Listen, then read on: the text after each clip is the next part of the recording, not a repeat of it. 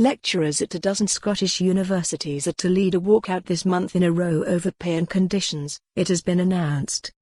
Educators at universities including Edinburgh, Glasgow, Stirling, and St Andrews say they plan to strike for 8 days between November 25 and December 4 after members of the University and College Union, UCU, backed 2 ballots over pensions, pay and working practices.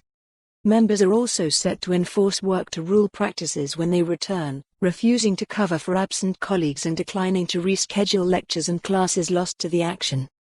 It comes after what the union calls a series of detrimental changes to the Universities Superannuation Scheme, USS, and a failure by institutions to make improvements on pay, equality, casualisation and workloads. UCU Scotland official Mary Senior said, "This first wave of strikes will hit universities later this month unless the employers sit down and start talking seriously about how they will deal with declining pay and conditions and increasing pension costs."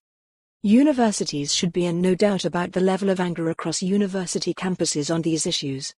8 Scottish universities are taking part in action over both disputes with 3, Glasgow Caledonian, Queen Margaret and the Glasgow School of Art walking out over pay and conditions only.